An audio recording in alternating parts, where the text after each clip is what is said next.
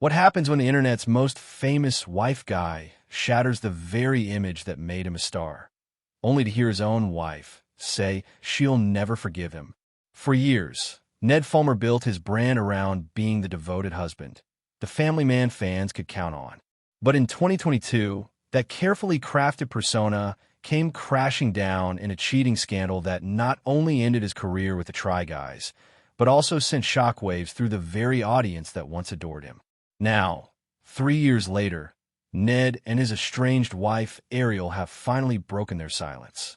And on the very first episode of Ned's Comeback podcast, Ariel stunned listeners with a raw admission, saying forgiveness is not on the table and maybe never will be. But how did a YouTube star who built an empire on loyalty and love end up here, at rock bottom? And what do Ariel's words reveal about where their relationship truly stands today? Back in 2022, the internet was rocked by a scandal no one saw coming. Ned Fulmer, one of the founding members of the Try Guys and the man who proudly wore the badge of wife guy, was caught in an affair with an employee from his own production company. The news spread like wildfire, not just because it was a workplace scandal, but because of who Ned had positioned himself to be. For years, he wasn't just another YouTube personality. He was the husband everyone pointed to, the guy who constantly talked about Ariel in videos, interviews, even in his branding. His image was built on loyalty, commitment, and family. So when the cheating allegations surfaced, it felt like the ultimate betrayal. To fans, it wasn't just a celebrity messing up. It was like being lied to by someone they thought they knew. The fallout was immediate and brutal. Ned was forced to step away from the Try Guys, the very channel he helped build from a BuzzFeed side project into a YouTube powerhouse. Public shame followed him everywhere, and his once picture-perfect marriage crumbled under the weight of the scandal. For Ariel, the betrayal was deeply personal. For fans, it was shocking and even devastating because the man who had built an empire on devotion had shattered that image in the most ironic way possible. But as the dust settled, one question remained. What did this mean for Ned and Ariel's relationship behind closed doors?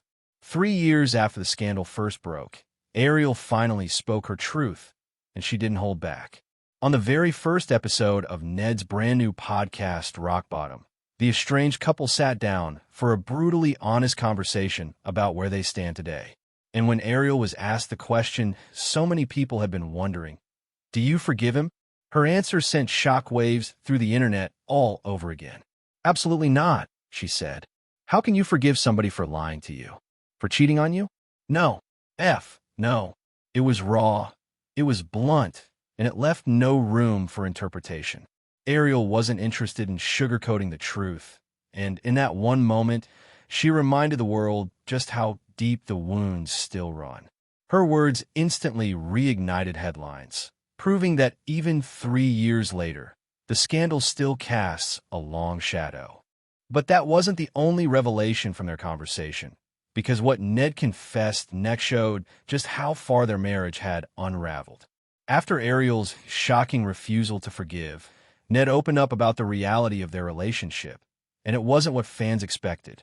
He admitted that ever since the scandal in 2022, he and Ariel have been separated.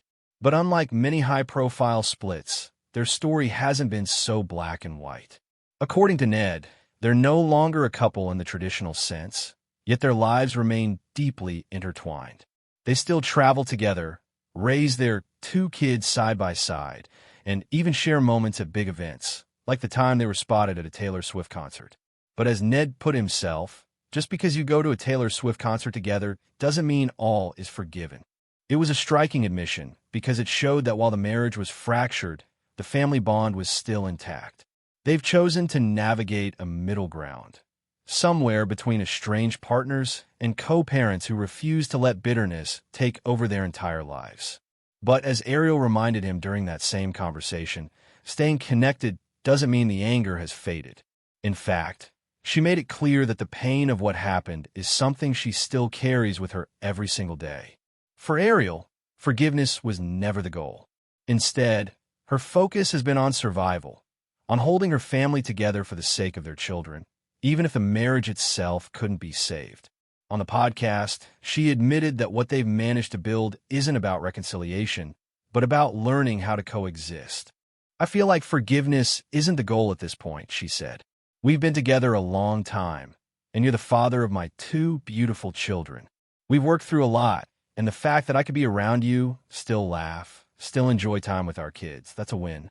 But even as she acknowledged that progress, Ariel didn't hide the truth. She's still angry. Of course I'm still angry. We lost a lot, she told Ned, her words cutting straight through the conversation. Ned, for his part, admitted that he feels that anger every single day. Their bond now looks less like a romance and more like a fragile friendship, one held together by history, children, and mutual effort. It's functional, even civil at times, but beneath the surface are sharp edges that never seem to dull. And while they've carved out a way to move forward, it became clear that the scars of betrayal will always be part of their story. After the scandal, Ned did something that shocked a lot of people in the digital world. He disappeared. For someone who had built his entire career online, walking away from social media seemed almost unthinkable. But for Ned, it was a matter of survival. He later admitted that in the aftermath of the cheating scandal, the internet felt like the last place he wanted to be. I didn't think it was particularly beneficial to my mental health, he said. Instead of chasing views or clinging to fame, Ned turned inward. He and Ariel began therapy, slowly picking apart the damage and trying to rebuild the most basic form of trust. It wasn't about salvaging their marriage. It was about creating a new kind of relationship where communication actually worked. The tools they leaned on were simple but powerful: boundaries, integrity, and direct honesty, even when the truth was uncomfortable. For a couple that had been thrust into the spotlight for all the wrong reasons, learning to speak plainly and set limits was the only way forward. It wasn't glamorous, and it wasn't the kind of story that plays well on camera, but it was real, and it laid the groundwork for what came next. Ned's surprising decision to re-enter the public eye with a brand new project. After stepping back and rebuilding his personal life, Ned Fulmer returned to the public eye, but on his own terms. His comeback came in the form of a podcast called Rock Bottom, a series dedicated to exploring people's lowest moments and how they bounce back. It's a project that's as much about others' struggles as it is about his own. For Ned, the scandal that ended his marriage and career wasn't just a public humiliation. It was his rock bottom. But rather than letting it define him forever, he's using it as a turning point, a lens through which he can explore resilience, accountability, and growth. When someone does something they're ashamed of, life goes on. It's about what happens next, he explained.